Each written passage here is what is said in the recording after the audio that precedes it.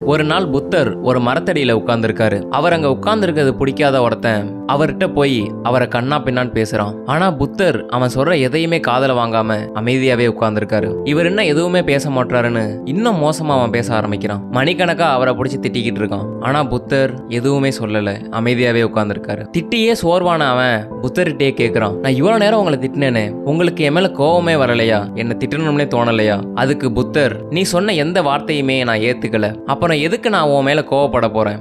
அவனுக்கு இப்பவுமே புரியல. நான் தான் உங்களை திட்டினேனே, நீங்க அதை காதுல வாங்கிக்கிட்டு தானே இருந்தீங்க. புத்தர், நீ ஒருத்தனுக்கு தங்க காசு கொடுக்குற, ஆனா அதை அவன் வாங்கிக்கல. இப்ப அந்த தங்க காசு யாருக்கிட்ட இருக்கு? அது ஒன்னட்ட தானே இருக்கு. இதே மாதிரிதான் நீ திட்டின ஒவ்வொரு வார்த்தையுமே நான் ஏத்துக்கல, அப்ப அந்த திட்டின வார்த்தையெல்லாம் இப்ப யாருக்கிட்ட இருக்கு? அது ஒன்னட்ட தானே இருக்கும். புத்தர் சொன்னதும் தான் அவனுக்கு தெளிவு வருது. அவன் செஞ்ச தவறுக்கு மன்னிப்பு கேட்டுட்டு அவன் அங்கேருந்து கிளம்பிடுறான். இதே மாதிரிதான் நம்ம வாழ்க்கையில நம்மள பிடிக்காதவங்க நம்மள மோசமா பேசுவாங்க. அவங்க சொல்ற எதையுமே நீங்க ஏத்துக்கணும்னு அவசியம் இல்லை. இந்த கதை மூலமா நீங்க என்ன தெரிஞ்சுக்கிட்டீங்கன்னு மறக்காம கமெண்ட் பண்ணுங்க.